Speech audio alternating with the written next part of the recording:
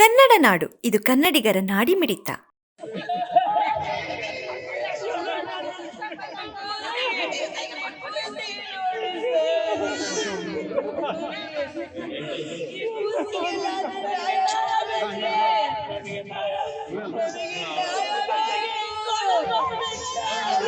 ನಿನ್ನೆ ದಿನಾಂಕ 2/6/2026 ಕುಡ್ತಿನಿ ಬೈಪಾಸ್ ಹತ್ತಿರ ಇರುವಂತಹ ಒಂದು ಇಟ್ಟಿಗೆ ಬಟ್ಟಿ ಹತ್ರ ಒಂದು ಅನ್ಐಡೆಂಟಿಫೈಡ್ ಮೃತದೇಹ ಕಂಡು ಬಂದಿದ್ದು, ಅದ್ರ ಬಗ್ಗೆ ಮಾಹಿತಿ ಲೋಕಲ್ ಪೊಲೀಸ್ ಸ್ಟೇಷನ್ಗೆ ನೀಡಿದಾಗ ಅಲ್ಲಿ ಲೋಕಲ್ ಠಾಣಾಧಿಕಾರಿಗಳು ಜಾಗಕ್ಕೆ ತೆರಳಿ ಈಗಾಗಲೇ ನಮ್ಮ ಜಿಲ್ಲೆಯ ಉಮನ್ ಪೊಲೀಸ್ ಸ್ಟೇಷನ್ ಅಲ್ಲಿ ಒಂದು ಮಹಿಳಾ ಕಾಣೆ ಪ್ರಕರಣ ದಾಖಲಾಗಿದ್ದು, ಅದಕ್ಕೆ ಸಂಬಂಧಪಟ್ಟಂತೆ ಈ ಮೃತದೇಹ ಮ್ಯಾಚ್ ಆಗುತ್ತಾ ಅಂತ ಹೇಳಿ ಮಹಿಳಾ ಠಾಣೆಗೆ ಮಾಹಿತಿಯನ್ನ ನೀಡಿರ್ತಾರೆ. ಅನಂತರದಲ್ಲಿ ಈ ಫಿರ್ಯಾದಿದಾರರನ್ನ ಕರೆದು ವಿಚಾರಣೆ ಮಾಡಿದಾಗ ಹೌದು ಅವರ ಮಗಳ ಮೃತದೇಹ ಅನ್ನುವಂಥದ್ದನ್ನ ಫಿರ್ಯಾದಿದಾರರು ಮಹಿಳಾ ಠಾಣೆಯಲ್ಲಿ ದಾಖಲಾಗಿದ್ದಂತಹ ಕಾಣೆಯಾದ ಪ್ರಕರಣದಲ್ಲಿದ್ದಂತಹ ಫಿರ್ಯಾದಿದಾರರು ಮಹಿಳೆಯ ಮೃತದೇಹವನ್ನು ಗುರುತಿಸಿರ್ತಾರೆ. ಆನಂತರದಲ್ಲಿ ನಾವು ಈ ಪ್ರಕರಣದಲ್ಲಿ ಒಂದು FIR ಮಹಿಳಾ ಠಾಣೆಯಲ್ಲಿ ರಿಜಿಸ್ಟರ್ ಮಾಡಿ ಅವರ ಒಂದು ಫಿರ್ಯಾದಿ ಮೇರೆಗೆ ಮರ್ಡರ್ ಸೆಕ್ಷನ್ಸ್ ಅಲ್ಲಿ ಒಂದು ಪ್ರಕರಣವನ್ನು ದಾಖಲು ಮಾಡ್ತೇವೆ. ಆನಂತರ ಇನ್ವೆಸ್ಟಿಗೇಷನ್ ನ ವುಮನ್ ಪೊಲೀಸ್ ಇನ್ಸ್ಪೆಕ್ಟರ್ ಅವರು ಕೈಗೆತ್ತಿಕೊಂಡಿರ್ತಾರೆ.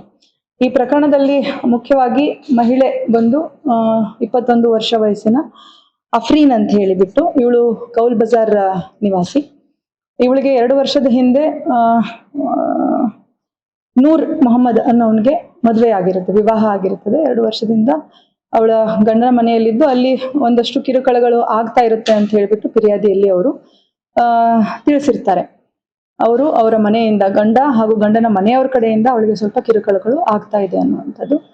ಆನಂತರದಲ್ಲಿ ಕಳೆದ ಮೇ ತಿಂಗಳ 21ನೇ ತಾರೀಕಿಗೆ ಅವನು ಹೆಂಡತಿನ ಕರ್ಕೊಂಡು ನಾವು ಆಚೆ ಸುತ್ತಾಡ್ಕೊಂಡು ಬರ್ತೀವಿ ಅಂತ ಹೇಳಿ ಹೋಗಿದ್ದಂತ ಸಂದರ್ಭದಲ್ಲಿ ವಾಪಸ್ ಬಂದಿರೋದಿಲ್ಲ. ಆಮೇಲೆ ಇವೆಂಚುಯಲಿ ವುಮನ್ ಸ್ಟೇಷನ್ ಅಲ್ಲಿ ಮಹಿಳೆ ಕಾಣೆಯಾಗಿರುವಂತಹ ಪ್ರಕರಣ ದಾಖಲಾಗಿರುತ್ತದೆ. ಆನಂತರ ವಿಚಾರಣೆಯನ್ನ ನಾವು ಕೈಗೆತ್ತಿಕೊಂಡಾಗ ಸಸ್ಪಿಷನ್ನು ಅವಳ ಗಂಡ ಆದಂತಹ ನೂರ್ ಮೊಹಮ್ಮದ್ ಮೇಲೆ ಇದ್ದಂಥದ್ದು. ಅವನನ್ನ ನಾವು ಒಂದಷ್ಟು ವಿಚಾರಣೆಗೆ ಕೂಡ ಒಳಪಡಿಸಿರ್ತೇವೆ. ಈಗ ಮಹಿಳೆಯ ಒಂದು ಮೃತದೇಹ ಪತ್ತೆ ಆದ ನಂತರ ಅವನನ್ನು ನಾವು ಈಗಾಗಲೇ ಕಸ್ಟಡಿಗೆ ತಗೊಂಡಿದ್ದು, ಅವನನ್ನ ವಿಚಾರಣೆ ಮಾಡಿದಾಗ ಅವನು ಈ ಒಂದು ಅಫೆನ್ಸ್ ಅನ್ನ ಮಾಡಿರುವುದಾಗಿ ನಮಗೆ ತಿಳಿಸಿ ಅಫೆನ್ಸ್ ಅನ್ನ ಯಾವ ರೀತಿ ಮಾಡಿದಾನೆ ಅನ್ನೋಂಥದನ್ನ ಕೂಡ ಕನ್ಫ್ಯೂಸ್ ಮಾಡಿರ್ತಾನೆ. ಈ ಪ್ರಕರಣದಲ್ಲಿ ಮಹಿಳೆಯನ್ನ ಅವನು ಕರ್ಕೊಂಡು ಹೋದ ಸಂದರ್ಭದಲ್ಲಿ ಮಿಂಚೇರಿ ಹತ್ರ ಒಂದು ಕೆನಾಲ್, ಅಂದ್ರೆ ಈಗ ನಮಗೆ ಮೃತದೇಹ ಸಿಕ್ಕಿರೋ ಜಾಗದಿಂದ ಒಂದು 10 ಕಿಲೋಮೀಟರ್ ದೂರದಲ್ಲಿ ಅವಳ ಜೊತೆ ಸ್ವಲ್ಪ ವಾದ ವಿವಾದ ಆಗಿ ಗಲಾಟೆಯಾಗಿ ಅವಳ ತಲೆಗೆ ಒಂದು ಭಾರವಾದಂತಹ ಒಂದು ಕಲ್ಲು ಎತ್ತಿ ಹಾಕಿ ಅವಳನ್ನ ಕೊಲೆಗೈದಿರುವಂತದ್ದು ಅವನು ಒಂದು ಪ್ರಿಲಿಮಿನರಿ ಅವನನ್ನ ಪರಿಶೀಲನೆ ಮಾಡಿರೋದ್ರಿಂದ ಅವನ ಎನ್ಕ್ವೈರಿಯಿಂದ ಅವನು ತಿಳಿಸಿರುವಂತದ್ದು. ಆ ಜಾಗ ಕೂಡ ನಮಗೆ ಈಗಾಗಲೇ ಅವನು ತೋರಿಸಿರುವಂತದ್ದಿದೆ. ಅದನ್ನ ನಾವು ಆಸ್ ಪರ್ ಸೋಕೋ ಪ್ರೆಸೆನ್ಸ್ ಅಲ್ಲಿ ಇನ್ವೆಸ್ಟಿಗೇಷನ್ ಮಾಡಿರುವಂತದ್ದು. ಆನಂತರದಲ್ಲಿ ತನ್ನ ಬೈಕನ್ನ ಉಪಯೋಗಿಸ್ಕೊಂಡು ಆ ಮೃತದೇಹವನ್ನ ತಗೊಂಡು ಈ ಕುಡ್ತಿನಿ ಬೈಪಾಸ್ ಹತ್ರ ಇರುವಂತಹ ಜಾಗದಲ್ಲಿ ಅವಳನ್ನ ಮುಚ್ಚಿ ಹಾಕುವ ಒಂದು ಆಲೋಚನೆಯಿಂದ ಒಂದು ಪೊದೆ ಒಳಗಡೆ ಅದನ್ನ ಬಿಸಾಕಿ ಹೋಗಿರುವಂತದ್ದು. ಸೊ ಈ ಕುರಿತು ತನಿಖೆ ಇನ್ನೂ ಹೆಚ್ಚಿನ ತನಿಖೆ ಜರುಗಬೇಕಾಗಿದೆ. ಇಲ್ಲಿವರೆಗೂ ನಾವು ಆರೋಪಿಯನ್ನ ಪತ್ತೆ ಹಚ್ಚಿ ಅವನನ್ನ ಈಗಾಗಲೇ ಪೊಲೀಸ್ ಕಸ್ಟಡಿಯಲ್ಲಿ ತಗೊಂಡು ವಿಚಾರಣೆ ಮಾಡ್ತಾ ಇದ್ದೇವೆ. ಅವನಿಂದ ಜಾಗವನ್ನ ಪತ್ತೆ ಹಚ್ಚಿಬಿಟ್ಟು ವೆಹಿಕಲ್ ಅನ್ನ ಕೂಡ ಜಪ್ತು ಮಾಡಿಕೊಂಡಿರುವಂತದ್ದು. ಫರ್ದರ್ ಇನ್ವೆಸ್ಟಿಗೇಷನ್ ಮಾಡಿ ಅವರ ಮೃತಳ ಪರಿವಾರ ಅಂದ್ರೆ ಅವಳ ಗಂಡನ ಫ್ಯಾಮಿಲಿಯವರ ಇನ್ವಾಲ್ವ್ಮೆಂಟ್ ಅನ್ನ ಕೂಡ ನಾವು ಇನ್ವೆಸ್ಟಿಗೇಷನ್ ಅಲ್ಲಿ ಏನ್ ಬರುತ್ತೆ ಅವರ ಇನ್ವಾಲ್ವ್ಮೆಂಟ್ ಅನ್ನೋದನ್ನ ನೋಡಿ ಹೆಚ್ಚಿನ ಕ್ರಮ ಕೈಗೊಳ್ತೀವಿ. ಇಲ್ಲ, 21ಕ್ಕೆ ಅರೆಸ್ಟ್ ಮಾಡಿಲ್ಲ. 21ಕ್ಕೆ ಕರ್ಕೊಂಡು ಹೋಗಿದ್ದಾನೆ. ಕಂಪ್ಲೇಂಟ್ ವುಮನ್ ಸ್ಟೇಷನ್ ನಲ್ಲಿ ನಮ್ಗೆ ಮಿಸ್ಸಿಂಗ್ ಕಂಪ್ಲೇಂಟ್ ಆಗಿದ್ದು 23ಕ್ಕೆ. ಅವರು ಮೊದಲು ಪತ್ತೆ ಹಚ್ಚಕ್ 1-2 ದಿನ ಪ್ರಯತ್ನ ಪಟ್ಟು 23ನೇ ತಾರೀಕಿಗೆ ಮಹಿಳಾ ಠಾಣೆಯಲ್ಲಿ ಮಹಿಳಾ ಮಿಸ್ಸಿಂಗ್ ಪ್ರಕರಣ ಆಗುತ್ತೆ. ಅವರು ಅವರ ತಂದೆ, ಹುಡುಗಿಯ ತಂದೆ ನಜೀರ್ ಅಹಮದ್ ಅಂತ ಹೇಳಿ ಹುಡುಗಿಯ ತಂದೆ ಪ್ರಕರಣವನ್ನು ದಾಖಲು ಮಾಡಿದ್ದಾರೆ. ಮಿಸ್ಸಿಂಗ್ ಅಂತ ಮಾಡ್ತಾರೆ. ಬಟ್ ಹುಡುಗಿ ಎಲ್ಲಿದ್ದಾಳೆ ಅಂತ ಹೇಳ್ಬಿಟ್ಟು ಕೇಳಿದ್ರೆ ಅವ್ರಿಗೆ ಸಸ್ಪೆಕ್ಟ್ ಗಂಡನ ಮೇಲೆ ಇರುತ್ತೆ, ಎಲ್ಲಿ ಬಿಟ್ಟು ಬಂದಿದ್ದಾನೆ ಅಂತ ಹೇಳಿ. ಯಾಕಂದ್ರೆ ಹೋಗುವಾಗ ಅವರಿಬ್ರು ಹೋಗೋದನ್ನ ಅವ್ರು ನೋಡಿರ್ತಾರೆ. ಅವನನ್ನ ವಿಚಾರಿಸಿದಾಗ ಅವ್ನು ಇಲ್ಲೇ ಎಲ್ಲೋ ಮಸೀದಿ ಹತ್ರ ಬಿಟ್ಟಿದ್ದೀನಿ ಅಂತ ಹೇಳಿ ಸ್ವಲ್ಪ ಕಾನ್ಫ್ಲಿಕ್ಟಿಂಗ್ ಮಾಹಿತಿಯನ್ನ ಅವರ ಮನೆಯವರಿಗೆ ಕೊಟ್ಟಿರ್ತಾನೆ. ಹಾಗಾಗಿ ನಮಗ್ ಸಸ್ಪೆಷನ್ ಹೇಳಿರ್ತಾರೆ, ಎಕ್ಸ್ಪ್ರೆಸ್ ಮಾಡಿರ್ತಾರೆ, ಗಂಡನ ಮೇಲೆ ನಮ್ಗೆ ಡೌಟ್ ಇದೆ, ಹುಡುಗಿನ ಎಲ್ಲೋ ಕರ್ಕೊಂಡು ಹೋಗಿದ್ದಾನೆ ಅಂತ. ಹಾಗಾಗಿ ನಾವು ಪ್ರಿಲಿಮಿನರಿ ಯಾವಾಗ ವಿಚಾರಣೆ ಮಾಡಿದಾಗ ಅವಳು ಎಲ್ಲಿದ್ದಾಳೆ ಅನ್ನುವಂಥದ್ದು ನಮಗೆ ಮಾಹಿತಿ ಕ್ಲಿಯರ್ ಕಟ್ ಆಗಿ ಸಿಗೋದಿಲ್ಲ.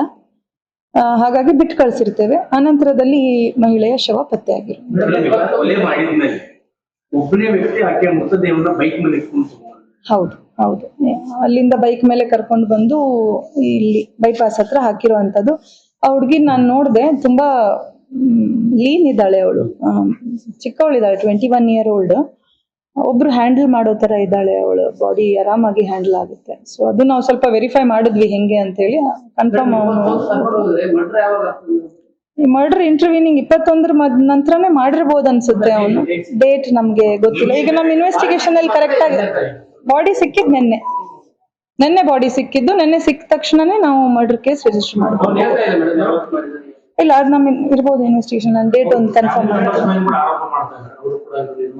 ಈಗ ಅದನ್ನ ನಾವು ಫರ್ದರ್ ಇನ್ವೆಸ್ಟಿಗೇಟ್ ಮಾಡ್ಬೇಕು. ಅವರು ಫ್ಯಾಮಿಲಿಯವ್ರು ಕಿರುಕುಳ ಕೊಡ್ತಿದ್ರು ಅಂತ ಆರೋಪ ಮಾಡಿದ್ದಾರೆ. ಡೈರೆಕ್ಟ್ ಆಗಿ ಮರ್ಡರ್ ಅಲ್ಲಿ ಅವ್ರ ಇನ್ವಾಲ್ವ್ಮೆಂಟ್ ಇರೋದು ನಮ್ಗೆ ಕಂಡು ಬರೋದಿಲ್ಲ. ಆದ್ರೂ ನಮ್ಗೆ ಅವ್ರ ಇನ್ವಾಲ್ವ್ಮೆಂಟ್ ಎಷ್ಟಿದೆ, ಅವ್ರಿಗೆ ಕಿರುಕುಳ ಕೊಡ್ತಾ ಇದ್ರ ಏನು ಅನ್ನುವಂಥದ್ದು ಇನ್ವೆಸ್ಟಿಗೇಷನ್ ಅಲ್ಲಿ ಗೊತ್ತಾಗ್ಬೇಕು.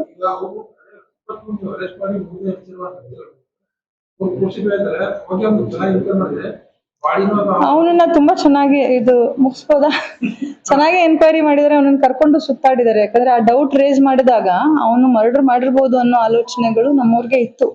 ಅವನನ್ನ ಕರ್ಕೊಂಡೇ ಸುತ್ತಾಡಿದ್ದಾರೆ, ಅವ್ರ ಪೋಷಕರು ಸುತ್ತಾಡಿದ್ದಾರೆ. ನಮಗೆ ಸುಮಾರು ಎಲ್ಲ ಕೊಡ್ತೀನಿ ಕುರುಗೋಡ್ವರೆಗೂ ಹೋಗಿ ಬಂದಿದ್ದಾರೆ. ಈ ಕಡೆ ನಿಮ್ಮ ಹೈವೇ ಕೊಡ್ತೀನಿ ಇಂದ ಮುಂದೆ ಹೈವೇ ಎಲ್ಲೂ ಹೋಗಿ ಬಂದಿದ್ದಾರೆ. ಇನ್ಫ್ಯಾಕ್ಟ್ ಅದ್ರ ನಿಯರ್ ಬೈ ಕೂಡ ಹೋಗಿದ್ದಾರೆ.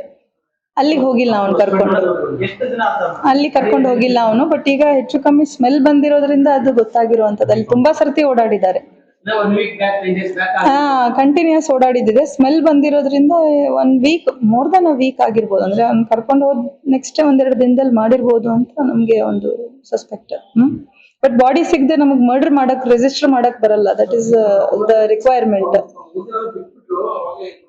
ಇಲ್ಲ, ಅವನನ್ನ ಥರೋ ಎನ್ಕ್ವೈರ್ ಮಾಡಿದ್ದಾರೆ. ನೀವು ತಗೊಳ್ಳೋದು ಬೇಡ ಇದ್ರಲ್ಲಿ, ಆಯ್ತಾ? ಅವನನ್ನ ಯಾವ ಲೆವೆಲ್ಗೆ ಅಂದ್ರೆ ಅವ್ನ ನಾನು ಹೊಸಪೇಟ್ನಾಗ ಇರ್ತೀನಿ ಸರ್. ಹಿಂಗ ನಮ್ಮ ಹುಡುಗಿ ಕಾಣೆ ಆಗ್ಯಾಳ ಅಂತ ನಮ್ಮ ಹುಡುಗಿ ಗುರುವಾರ 12 ಗಂಟೆಗೆ ನಾನು ಶುಕ್ರವಾರ ಬಂದೀನಿ. 5 ದಿನ ನಮ್ಮ ಹುಡುಗರಿಗೆಲ್ಲ ತಿರುಗಾಡ್ಸೋಣ, ಅಲ್ಲಿ ಇಟ್ಟೀನಿ ಇಲ್ಲಿ ಇಟ್ಟೀನಿ ಅಂತ. ಎಲ್ಲ ಹುಡುಗರು, ನಮ್ಮ ಅಣ್ಣನ ಮಕ್ಕಳು, ನಮ್ಮೆಲ್ಲರೂ ಹೋಗಿ ಹುಡುಕಿ ಬಂದ್ರೆ ಎಲ್ಲಿ ಸಿಗ್ಲಿಲ್ಲ ಸರ್. ಅವನಿಗೆ 1 ದಿನ 2 ದಿನ ಒಳಗಿಟ್ಟು ಪೊಲೀಸರು ಬಿಟ್ರು ಸರ್. ಆಮೇಲೆ ನಿಮ್ಮ ಹಬ್ಬ ಆಗ್ಲಿ ಮಾಡೋಣ ಹಿಂಗ ಅಂದ್ರೆ ಇವಾಗ ನಿನ್ನೆ ಬಾಡಿ ಸಿಕ್ಕೈತೆ ಸರ್. ದಿನ ಅದು ಕೊಡ್ತೀನಿ, ಅದು ಏನಂತಾರಲ್ಲ ಅಲ್ಲಿ ಸಿಕ್ಕೈತೆ ಸರ್. ಅದು ಅವ್ರು ಪೊಲೀಸವ್ರು ಫೋನ್ ಮಾಡಿ ನಮ್ಮ ತಮ್ಮಗ ಕರ್ಸಿ ನಿಮ್ಮದು ಇಲ್ಲ ಅಂತ ನೋಡಿ ನಾವೆಲ್ಲ ಹುಡುಕಿ ಕಡೆಗೆ 4-5 ಬಾಡಿ ಸಿಕ್ಕಿದ್ರು. ಅದು ನಮ್ಮದು ಅಲ್ಲ, ನಮ್ ತಮ್ಮ ನಮ್ಮ ಮಕ್ಕಳೆಲ್ಲ ನೋಡಿ ಬಂದಾರ. ಅದು ನಮ್ ಬಾಡಿ ಅಲ್ಲ. ಇದು ನೋಡಿದ್ರೆ ನಮ್ ಬಾಡಿನೇ ಇದು. ತಲೆನೇ ಕುಚ್ಚಿಬಿಟ್ಟನ್ ಸರ್. ಇದೇ ಮೈ ಬಿದ್ದೈತೆ. ಅವ್ರ ಅಕ್ಕ ಹೋಗಿದ್ಲು, ಬುರ್ಕದ ಓಣಿ ಒದಿಸಿ ನಮ್ ತಮ್ಮ ಅಲ್ಲೇ ಇದ್ದ ಸರ್. 11 ಹೋದಾತ. ರಾತ್ರಿ 12 ಗಂಟೆಗೆ ಬಂದಾನ ಬಾಡಿ ಜೊತೆ. ತಲೆ ಇಲ್ಲ ಸರ್, ಎಲ್ಲ ಪೀಸ್ ತೆಗೆದು ಹಾಕ್ಯಾರ ಸರ್ ಟೆಸ್ಟಿಂಗ್ಗೆ. ನೀವು ನ್ಯಾಯ ಕೊಡಿಸ್ಬೇಕು. ಜಾಹೇದ. ನಮಸ್ತೆ ಸರ್, ನಾನು ಆಫ್ರೀನ್ ಬಾನುದು ಚಿಕ್ಕಮ್ಮ. ಅವ್ರ ಮೇಲೆ ಇರ್ತಾರ, ನಾನ್ ಕೆಳಗಡೆ ಇರ್ತೀನಿ. ಅವ್ರ ಮನೆಯಲ್ಲಿ ಬಾಡಿಗೆಗಿದ್ದೀನಿ, ನಮ್ಮ ಅಕ್ಕನ ಮನೆಯಲ್ಲಿ. 21ನೇ ತಾರೀಕಿಗೆ ನೂರ್ ಮೊಹಮ್ಮದ್ ಇಂದ ಬರ್ಡೇ ಇತ್ತು. ನಮ್ ಹುಡುಗಿ ಅಡ್ಗೆ ಎಲ್ಲ ಮಾಡಿ, ಊಟ ಗೀಟ ಎಲ್ಲ ಮಾಡಿ, ಕೇಕ್ ಕಟ್ ಮಾಡಿ ಮನೆಯಲ್ಲಿ ಕುಂತಿದ್ಲು. ಆಮೇಲೆ ಆಕಿಗೆ ಬಂದು ಕರ್ಕೊಂಡ್ ಹೋಗ್ಯಾನ, ಬಾ ನನ್ ಬರ್ಡೇ ಪಾರ್ಟಿ ಕೊಡ್ತಿದೀನಿ, ಕರ್ಕೊಂಡ್ ಹೋಗ್ತಿದೀನಿ ಬಾ ಅಂತ. ನಮ್ಮ ಮಾಮ ಹೇಳಾರ, ಹೋಗ್ಬೇಡ ಬಿಡಮ್ಮ, ಎದಕ್ ಹೋಗ್ತಿ ಅಂತ. ಇಲ್ಲ ಅಪ್ಪಾಜಿ, ಅವ್ರು ಕರಿತಿದಾರ, ಇಲ್ಲಿದ್ರೆ ಅವ್ರು ನನಗೆ ಮಾತಾಡಿಸ್ತಿದ್ದಿಲ್ಲ ಅಂತಾನ. ನಾನ್ ಮಾತಾಡೋದಿಲ್ಲ. ಜಬರ್ದಸ್ತಿ ಕರ್ಕೊಂಡ್ ಹೋಗ್ಯಾನ ಅವನು. ಮಗುಗ್ ತಗೊಂಡೋಗಮ್ಮ ಅಂದ್ರೆ, ಮಗುಗ್ ಬೇಡ ಅಪ್ಪಾಜಿ, ನನಗೆ ಆಗೋದಿಲ್ಲ, ಮಗುಗೆ ಫೋನ್ಗೆ ಇಲ್ಲಿ ಬಿಟ್ಟು ನೀವು ಬರ್ರಿ ಒಬ್ಬಳೆ ಅಂತ ಹೇಳಾನ ಅವನು ನಮ್ ಹುಡ್ಗಿಗೆ. ನಮ್ ಹುಡ್ಗಿ ಮಗುಗೆ ಫೋನ್, ಆಕಿನ ಫೋನ್ ಎಲ್ಲ ಮನೆಯಲ್ಲೇ ಇತ್ತು ಸರ್. ಆಕಿ ಓದ್ಲು ಎಷ್ಟು 5ವರೆಗೆ ಓದ್ಲು ಅಮ್ಮ. 7ವರೆಗೆ ನಾವು ಫೋನ್ ಮಾಡ್ತಿದ್ವಿ, ಮಗು ಅಳ್ತಿದೆ, ಎಲ್ಲಿದೆ ಅಮ್ಮ. ಅವ್ರ ಅಕ್ಕ ಹೇಳಿದ್ರು, ದಿದಿ ನಾನ್ ಮೋತಿ ಸರ್ಕಲ್ ನಲ್ಲಿ ಇದೀನಿ, ನಾನ್ ಬರ್ತಿದ್ದೀನಿ ದಿದಿ, 5 ನಿಮಿಷದಲ್ಲಿ ಬರ್ತೀನಿ ದಿದಿ ಅಂತ ಅಷ್ಟೇ ಮಾತಾಡಿದ್ನ ನಮ್ಮ ಹುಡುಗಿ. ಆಮೇಲೆ 10ವರೆಗೆ ಅವನೇ ಫೋನ್ ಮಾಡಿ ಅವನಿಗೆ ಅವ್ರ ಹೆಂಡತಿಗೆ ಹೆಂಗ್ ಮಾತಾಡ್ತಾನ ಹಂಗ ಹೇಳ್ತಿದ್ದಾನ. ಸುರು ನೀವ್ ಎಲ್ಲಿದ್ದೀರಿ ಅಂತ. ನಮ್ ಹುಡುಗಿ ಹೇಳಿದ್ದು, ಯಾರು ಸುರು, ನೀನೇ ಕರ್ಕೊಂಡ್ ಹೋಗಿದ್ ನನ್ ತಂಗಿಗೆ, ಎಲ್ಲಿ ಬಿಟ್ಟು ಬಂದಿ ನೀನು, ಇಲ್ಲಿ ಬಂದೇ ಇಲ್ಲಲ್ಲಾಗಿ ಎಲ್ಲಿ ಬಿಟ್ಟು ಬಂದಿರಿ? ಇಲ್ಲ, ನಾನು ದಿವಾನೆ ಮಸ್ತನ್ ದರ್ಗಾ ಹತ್ರ ಬಿಟ್ಟಿನಿ, ಬಾಬಾ ಬೇಕ್ರಿ ಇಲ್ಲ ಅಲ್ಲಿ ಕೇಕ್ ತಗೊಂಡ್ ಬರ್ತೀನಂತ ಹೇಳಾಕಿ. ಹೆಂಗ್ ಬಿಟ್ಟು ಬರ್ತೀನಿ ನೀನು ಹೆಂಡತಿಗೆ, ಹೆಂಗ್ ಬಿಟ್ಟು ಬರ್ತಿ ಅಂತ ಕೇಳಿವ್ ನಾವು. ಕೇಳಿದ್ರೆ ನೀವೇನ್ ಸಂದೇಹ ಪಡ್ತಿದ್ರೆ ನೀನ್ ಹೊಡೆದಿರಂತ ಹೇಳ್ತಿದ್ರೇನ ಆಂಟಿ? ಇಲ್ಲ, ಏನನ್ನ ಜಗಳ ಐತೇನಪ್ಪ ಅಂತ ಕೇಳಿದ್ರೆ ನಮಗೆ ಎದರ್ ಹೇಳ್ತಿದಾರ. ನಾನು ಏನ್ ಮಾಡಿಲ್ಲ, ನಾನು ಏನಿಲ್ಲ, ಅಲ್ಲೇ ಬಿಟ್ಟು ಜೊತೆಗೆ ಕರ್ಕೊಂಡ್ ಬರ್ಬೇಕಿತ್ತಲ್ಲಪ್ಪ, ಎದಕ್ ಬಿಟ್ಟು ಬಂದಿ ಅಂದ್ರೆ ಇಲ್ಲ ಆಕೆ ಕೇಕ್ ತಗೊಂಡ್ ಬರ್ತೀನಿ ಅಂದ್ರು. ಅದಕ್ಕಲ್ಲೇ ನಾನು ನಮ್ಮ ಅಮ್ಮನ ಮನೆಗೆ ಹೋಗಿನಿ, ಇಲ್ಲಿ ಆಫ್ರಿನ್ ಮನೆಗೆ ಇಲ್ಲಿ ಬಿಟ್ಟಿನಿ ಅಂತ ಹೇಳಿದ್ದ ಅವನು. 1.5 ವರ್ಷ ಆಯ್ತು ಸರ್. Love marriage sir. 8 ತಿಂಗಳಿಂದ ಮಗು ಇದೆ ಸರ್. 8 ತಿಂಗಳಿಂದ ಮಗು ಇದೆ ಸರ್. ಲವ್ ಮ್ಯಾರೇಜ್ ಇತ್ತು. ಮನೆಯಲ್ಲಿ ಬಂದು ನಾವು ಸಾಯಿಸ್ಬಿಡ್ತೀವಿ, ನನ್ ಸತ್ತೋಗ್ ಬಿಡ್ತೀವಿ, ನೀವ್ ಮದ್ವೆ ಮಾಡಿಲ್ಲಿದ್ರೆ ಅಂದ್ರೆ ನಮ್ಮ ಮಾಮಗ್ ಬಂದು ಕಷ್ಟ ಕೊಟ್ಟಿದ್ರು. ನಮ್ಮ ಅಕ್ಕ ಕ್ಯಾನ್ಸರ್ ಪೇಷಂಟ್ ಇದ್ಲು. ಅವಾಗ ನಾವು ಅವರಿಗೆ ಎಲ್ಲ ಒಪ್ಪಿಗೆ ಕೊಟ್ಟು ಬಿಟ್ಟಿವಿ, ಆಗ್ಲಿ ಬಿಡಮ್ಮ ಅಂತ. ಯಾಕಂದ್ರೆ ನಮ್ಮ ಅಕ್ಕ ಹಂಗಿತ್ಲಲ್ಲ, ಅವ್ರು ಹೇಳ್ತಿದ್ರು ಅವ್ರ ಇಷ್ಟಪಡ್ಲಿ, ಅವ್ರ ಮುಂದೆ ಮದ್ವೆ ಆಗ್ಲಿ ಅಂತ ನಾವು ಕೂಡ ಒಪ್ಪಿಗೆ ಕೊಟ್ಟಿವಿ. ಹಾಲ್ನಲ್ಲಿ ಚೆನ್ನಾಗ್ ಮದ್ವೆ ಮಾಡಿದ್ರಿ ಸರ್, ಚೆನ್ನಾಗ್ ಮದ್ವೆ. 8 ದಿವಸನಲ್ಲಿ ನಾವ್ ಎಲ್ಲಾ ತಯಾರಿ ಮಾಡಿ ಮದ್ವೆ ಮಾಡಿ ಅವ್ರು ಏನ್ ಬೇಕು ಕೇಳಿದ್ರೆ ಅದು ಕೊಟ್ಟಿವಿ ಸರ್. ಮತ್ತೆ 1 ತಿಂಗಳಿನಲ್ಲಿ ನಮ್ಮ ಹುಡುಗಿಗೆ ಟಾರ್ಚರ್ ಕೊಡೋದು ಸ್ಟಾರ್ಟ್ ಮಾಡಿಬಿಟ್ರು. ನಮಗ್ ಇಷ್ಟ ಇಲ್ಲ, ಅವ್ನ್ ಲವ್ ಮ್ಯಾರೇಜ್ ಕರ್ಕೊಂಡ್ ಬಂದಾನ ಮಾಡ್ಕೊಂಡು, ನಮಗ್ ಬೇಕಿಲ್ಲ ಈ ಸೊಸೆ ಅಂತ. ಅವಾಗ್ಲೇ ಆ ಹುಡುಗಿ ಪ್ರೆಗ್ನೆಂಟ್ ಕೂಡ ಆಗ್ಬಿಟ್ಲು. ಅಬೋಷನ್ ಮಾಡಿಸ್ಬೇಕು, ಇಡೋದ್ ಬೇಡ ಮಗುಗೆ ಹಂಗಿಂತ ಮಾತಾಡ್ತಿದ್ರು ಅವ್ರು. ನಮ್ ಹುಡುಗಿ ಕೇಳಿಸ್ಕೊಂಡು ನಮಗ್ ಫೋನ್ ಮಾಡಿದ್ರು, ಹಿಂಗ್ ಹೇಳ್ತಿದಾರ, ಹೆಂಗ್ ಮಾಡ್ಬೇಕಂದ್ರೆ. ನಮ್ಮ ಮಾಮ ಹೇಳಿದ್ರೆ ನಿನ್ ತಯಾರಿನಮ್ಮ, ನಾನ್ ಬಂದು 1 ದಿವಸಕ್ಕಂತ ಕರ್ಕೊಂಡ್ ಬರ್ತೀನಮ್ಮ ಅಂತ ಕರ್ಕೊಂಡ್ ಬಂದಿದ್ರು ಸರ್. ಇಲ್ಲಿದ್ರೆ ಅವಾಗ್ಲೇ ಸಾಯಿಸಿದ್ರು ನಮ್ ಹುಡುಗಿಗೆ. ಹಾ ಇಲ್ಲ ಸರ್, ಅವ್ರು ರೆಡ್ಡಿ ಕಾಲೋನಿಯಲ್ಲಿ ಇದಾರ, ನಾವು ಕೋಲ್ ಬಜಾರ್. ನನ್ನ ಹೆಸರು ಶಬಾನ. ಏನನ ಇಲ್ಲಿ ಸರ್, ನಮ್ ಮಗಳಿಗೆ ಸಾಬ್ ಬೀದಿನಾಗ ಇರೋದು ಅವ್ರ ಮನೆ. ದಾಲ್ವಲ್ಲಿ ಮಸ್ಜಿದ್ ಹತ್ರ ಇರೋದು ಆ ಹುಡುಗ ಮನೆ. ಇದು ಸುಮಾರು 2 ವರ್ಷ ಹಿಂದೆ ಮದುವೆ ಆಗಿದೆ. ಆಗಿದ್ಮೇಲೆ ಕೆಲವು ಕಾರಣದಿಂದ ಜಗಳಗಳು ಆಗಿದೆ. ಅದೆಲ್ಲ ಏರಿಯಾವರಾಗ್ಲಿ ರಿಲೇಷನ್ಸ್ ಎಲ್ಲ ಬಗರ್ಸಾರದು. ಬಗರ್ಸಿದ್ಮೇಲೆ ಕೂಡ ಅವನ ಮೈಂಡ್ನಾಗ ಯಾವ ತರ ಒಂದು ಫೀಡ್ ಆಗಿದೆ, ಅವ್ನು ಗಾಂಜಾ ಹೊಡಿತಾನ ಇಲ್ಲ ಅಥವಾ ಇನ್ನ ಬೇರೆ ಏನನ್ನ ತಗೊಂತಾನ ಗೊತ್ತಿಲ್ಲ ಅದು. ಬಟ್ ಆ ಹುಡುಗಿಗೆ ಬರ್ತ್ಡೇ ಪಾರ್ಟಿ ಕೊಡ್ತೀನಿ ಅಂತೇಳಿ ಕರ್ಕೊಂಡು ಹೋಗಿ ಈ ತರ ಮಾಡೋದು ಯಾವ ತರ ನ್ಯಾಯ ಸರ್ ಇದು? ನಮ್ಗೆ ಪೊಲೀಸ್ ಡಿಪಾರ್ಟ್ಮೆಂಟ್ ಕಡೆಯಿಂದ ಸಹಾಯ ಆಗಿದೆ, ಆಗಿಲ್ಲ ಅಂತಿಲ್ಲ. ಈಗ ಅವನಿಗೆ ಗಲ್ಲು ಶಿಕ್ಷೆ ಆಗ್ಬೇಕಂತ ನಮ್ಮ ಒಂದು ಸಮಾಜ ಕಡೆಯಿಂದ, ನಮ್ಮ ಏರಿಯಾ ಕಡೆಯಿಂದ, ಅವ್ರ ಫ್ಯಾಮಿಲಿ ಕಡೆಯಿಂದ ನಾವು ಎಲ್ಲ ಬರೋ ದಿನದಲ್ಲಿ ಯಾವ ಹುಡುಗಿಗೆ ಈ ತರ ಅನ್ಯಾಯ ಆಗ್ಬಾರ್ದು. ಈ ತರ ಆಗೋದು ಬಹಳ ತಪ್ಪು. ಇದು ನಾವು ನಮ್ಮ ದಿಲ್ಲಿ, UP, ಬಿಹಾರ್ ಆ ತರ ಎಲ್ಲ ನಾವು ಯೂಟ್ಯೂಬ್ನಾಗ ನ್ಯೂಸ್ ಕೂಡ ನಂಗೆ ನೋಡ್ತಿದ್ವಿ. ಈಗ ನಮ್ಮ ಬಳ್ಳಾರಿನಾಗ ಈ ತರ ವಾತಾವರಣ ಬಂದಿದೆ ಅಂದ್ರೆ ಬಹಳ ನಮ್ಗೆ ನೋವಾಗ್ತಾ ಇದಾವ. ಸ್ವಲ್ಪ ನಮ್ಮ ಡಿಪಾರ್ಟ್ಮೆಂಟ್ ಕೂಡ ನಮ್ಗೆ ಸಹಾಯ ಮಾಡ್ಬೇಕು. ಡಿಫ್ರೆನ್ಸಸ್ ಏನಿಲ್ಲ ಸರ್, ಅವರು ಪ್ರೀತಿಲಿಂದ ಮದುವೆ ಮಾಡ್ಕೊಂಡಿದ್ದು, ದೊಡ್ಡವರೆಲ್ಲ ಒಪ್ಕೊಂಡು ಮದುವೆ ಮಾಡಿದ್ದು. ಆತರ ಏನು ಹುಡುಗಿಗೆ ಆತರ ತಪ್ಪು ಏನಿಲ್ಲ. ಹುಡುಗಿದು ಸಾಕಷ್ಟು ಆ ಹುಡುಗಿ ಫ್ಯಾಮಿಲಿ ಅವ್ರಿಗೆ ಸಪೋರ್ಟ್ ಮಾಡಿದಾರ. ಯಾರು ಆ ಹುಡುಗ ಕಡೆ ಸರ್ ಏನಿಲ್ಲ ಸರ್, ಅವನಿಗೆ ಏನು ಆತರ ಒಂದು ಮೈಂಡ್ನಾಗ ಏನು ಇನ್ನೂ ಒಂದು ಬೇರೆ ಹುಡುಗಿ ಏನನ್ನ ಆತರ ಜೊತೆಗೆ ಇದಾರ, ಇಲ್ಲ ಬೇರೆ ಏನನ್ನ ಇನ್ನೂ ಒಂದು ಕಡೆ ಮದುವೆ ಮಾಡ್ಕೊಂಡನ, ಇಲ್ಲ ಇನ್ನೂ ಒಂದು ಇವರು ಹುಡುಗಿ ಫಾದರ್ಗೆ ಸ್ವಲ್ಪ ರೊಕ್ಕ ಇದೆ, ಅವ್ರಿಗೆ ಏನಾನ ರೊಕ್ಕ ಬೇಕಾಗಿದೆ, ಆತರ ಏನನ್ನ ಕೇಳಿದ್ರೆ ಕೊಟ್ಟು ಬಿಡ್ತಾರೆ ಸರ್. ಈ ತರ ಮಾಡೋದು ಎಷ್ಟು ನ್ಯಾಯ ಸರ್ ಇದು?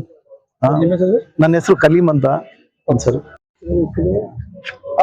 ಫ್ಯಾಮಿಲಿ ಜಗಳಗಳು ಇರ್ತಾವ ಸರ್, ಎಲ್ಲಾ ಮನೆಗಳಿಗೆ ಸಹಜ ವಿಚಾರಣೆ. ಸಣ್ಣ ಪುಟ್ಟ ಮದುವೆ ಆದ್ಮೇಲೆ ಇರ್ತವೆ. ಇದು ಮದುವೆ ಆಗಿ ಸುಮಾರು 2 ವರ್ಷ ಆಗೈತೆ. 8 ತಿಂಗಳ ಕೂಸಿ ಕೂಡ ಮಗುವಾಗಿದೆ. ಎಲ್ಲೋ ಒಂದ್ ಡೌರಿ ಹರಾಸ್ಮೆಂಟ್ಸ್ ಸ್ಟಾರ್ಟ್ ಆಯ್ತು. ಆ ಡೌರಿ ಹರಾಸ್ಮೆಂಟ್ ಬರ್ತಾ ಬರ್ತಾ ಎಲ್ಲಿವರೆಗೂ ಹೋಗೈತೆ ಅಂತ ಹೇಳಿದ್ರೆ ಮಹಿಳಾ ಪೊಲೀಸ್ ಸ್ಟೇಷನ್ ನ ಕೂಡ ಹೋಗಿ ಕಂಪ್ಲೇಂಟ್ ಗಳು ಆಗ್ಯಾವ. ಒಂದ್ ಕಡೆ ಡಿಸ್ಕಷನ್ಸ್ ಆಗ್ಯಾವ, ಸಮಾರಂಭ ಮಾಡಿ ಪ್ರಯತ್ನ ಪಟ್ಟವ್ರೆ. ಆದ್ರೆ ಒಂದ್ ದಿವಸ ಏನ್ ಮಾಡಾನೆ, ಕರ್ಕೊಂಡು ಹೋಗ್ಯಾನೆ, ಮಗು ಬಿಟ್ಬಿಟ್ಟು ನೀನೇ ಬಾ ಹೋಗೋಣ, ಸ್ವಲ್ಪ ಸಾರ್ಟ್ ಔಟ್ ಮಾಡ್ಕೊಳ್ಳೋಣ ಅಂತ ಉದ್ದೇಶದಿಂದ ಹೋದ್ ತಿಂಗಳ ಅಂದ್ರೆ ಮೇ ತಿಂಗಳ 21ನೇ ತಾರೀಕು ಕರ್ಕೊಂಡು ಹೋಗ್ಯಾನೆ. ಸರಿ ಅಂತೇಳಿ ಮನ್ಯಾಗ ಏನ್ ಮಾಡ್ಯಾರ, ಮಗು ಇಟ್ಕೊಂಡು ಹೋಗ್ರಪ್ಪ, ಏನೋ ಒಂದು ರಾಮಾರಾಮಿ ಸೆಟಲ್ ಮಾಡಿದ್ವಿ. ಇವ್ನು ಕರ್ಕೊಂಡು ಹೋಗಿರೋದು ಹೋಗಿ ಕೋಲ್ಬಿಟ್ಟಾನೆ. ಅಬ್ಸ್ಕಾಂಡಿಂಗ್ ಆಗ್ಬಿಟ್ಟಾನೆ. ಆಮೇಲೆ ಕೆಲವು ದಿವಸ ಆದ್ಮೇಲೆ ಸಿಕ್ಕಾನೆ, ಪೊಲೀಸ್ ಕೈಯಾಗ ಸಿಕ್ಕಾನೆ. ಎಲ್ಲಿ ಗದಗು ಆ ಕಡೆ ಎಲ್ಲೋ ಸಿಕ್ಕಾನೆ. ಕರ್ಕೊಂಡ್ಬಂದು ಇನ್ವೆಸ್ಟಿಗೇಷನ್ ಮಾಡಿದ್ರೆ ಅದೇ ರೋಡ್, ಹೊಸಪೇಟೆ ರೋಡ್ ಮೇಲೆ ಸುಮಾರು 20 ಸಾರಿ ಹೋಗ್ಯಾನೆ. ಮಿಸ್ಲೀಡ್ ಮಾಡೋದು, ದಾರಿ ತಪ್ಪಿಸಿ ಹೇಳೋದು, ಅಲ್ಲಿ ಹೋಗಿದ್ದೆ, ಇಲ್ಲಿ ಹೋಗಿದ್ದೆ, ಇಲ್ಲಿ ಐತೆ, ಅಲ್ಲಿ ಐತೆ, ಇಂಥವೆಲ್ಲ ಹೇಳ್ಕೊಂಡು ಮಿಸ್ಲೀಡ್ ಮಾಡ್ಕೊಂಡ್ಬಂದು. ಅಲ್ಲಿ ನಿರ್ಲಕ್ಷ್ಯತೆ ಆಗೈತೆ ಸರ್ಕಲ್ ಮಹಿಳಾ ಪೊಲೀಸ್ ಸ್ಟೇಷನ್ ನಾಗೆ. ಸೀರಿಯಸ್ ಆಗಿ ತಗೊಂಡಿಲ್ಲ, ಯಾಕಂದ್ರೆ ಆ ಸ್ಟೇಷನ್ ಇರೋದು ಇಂಥ ವಿಷಯಗಳಾಗೆ. ಆಯ್ತು ಬಿಡಿ ನೋಡೋಣ ಅಂತೇಳಿ ಮಿಸ್ಸಿಂಗ್ ಕೇಸ್ ಫಸ್ಟ್ ರಿಜಿಸ್ಟರ್ ಮಾಡ, ಆಮೇಲೆ ಮರ್ಡರ್ ಆಗಿದ್ರೆ ಮರ್ಡರ್ ಅದೆಲ್ಲ ಮಾಡೋಣ ಅಂತೇಳಿ ಎಲ್ಲ ಪ್ರಯತ್ನ ಪಟ್ಟು ಮಾಡ್ಯವ್ರೆ. ಯಾವಾಗ ಸೀರಿಯಸ್ ಆಯ್ತು ಅಂತ ಹೇಳಿದ್ರೆ ಯಾವಾಗ ಎಲ್ಲರೂ ಸೇರಿ ಎಸ್ ಪಿ ಮೇಡಮ್ ಹತ್ರ ಹೋಯ್ತು, ಅವಾಗ ಎಲ್ಲರೂ ಸೀರಿಯಸ್ ತಗೊಂಡು ಇದು ಮಾಡಿರೋದು. ನಿನ್ನೆ ಕೂಡ ಚಪ್ಪಲಿ ಇದ್ದಿಲ್ಲ, ಇವತ್ತು ಬೆಳಿಗ್ಗೆ ಹೋಗಿ ನೋಡಿದ್ರೆ ಚಪ್ಪಲಿಗಳಲ್ಲಿ ಸಿಕ್ಕಾವೆ, ಹೊಸ ಚಪ್ಪಲಿಗಳು ಹಾಕ್ಯಾವೆ. ಇವೆಲ್ಲ ಅನುಮಾನ ಗೊಂದಲ ಬಹಳ ಜಾಸ್ತಿ ಆಗ್ಬಿಟ್ಟಾವ ಅಂತೇಳಿ ವಿಚಾರ. ಎಲ್ಲೋ ಒಂದ್ ಕಡೆ ಡಿಪಾರ್ಟ್ಮೆಂಟ್ ಸರ್ಕಲ್ ಪೊಲೀಸ್ ಸ್ಟೇಷನ್ ಅಪ್ಪ, ಎಲ್ಲಾ ಡಿಪಾರ್ಟ್ಮೆಂಟ್ಗಳು ತಪ್ಪಾಗ್ತದೆ, ಎಲ್ಲ ನಿರ್ಲಕ್ಷ್ಯತೆ ಮಾಡ್ಕೊಂಡು ಹೋಗ್ಯಾರ ಅಂತೇಳಿ ಕಾಣ್ತಾ ಇದೆ ಮನೆಯಲ್ಲೇ ಮಾಡಿ ಬಾಡಿ ಅಲ್ಲಿ ಹಾಕಿದಾರೆ ಸರ್. ಇದು ಕರ್ಕೊಂಡು ಹೋಗಿರೋದು ಅಂತೇಳಿ ಒಂದು ವಿಚಾರಣೆ ಸರ್. ಪ್ರಯತ್ನ ಪಟ್ಟಿರೋದು, ಮನೆ ಕೂಡ ಪ್ರಯತ್ನ ಪಟ್ಟೇನೆ. ಅಲ್ಲಿಗೆ ಅಮ್ಮ ಓಡಿ ಬಂದ್ಬಿಟ್ಲು, ಎಲ್ಲಿ ಮನೆಗೆ ಬಂದ್ಬಿಟ್ಲು ವಾಪಸ್ಸು, ಮತ್ತೆ ಕರ್ಕೊಂಡು ಹೋಗ್ಯಾನೆ. ಹಂಗ ಮನೆಗೆ ಎಲ್ಲರೂ ಸೇರಿ ಹೊಡೆದು ಹಾಕ್ಯಾರ ಅಂತೇಳಿ ಒಂದು ವಿಚಾರಣೆ.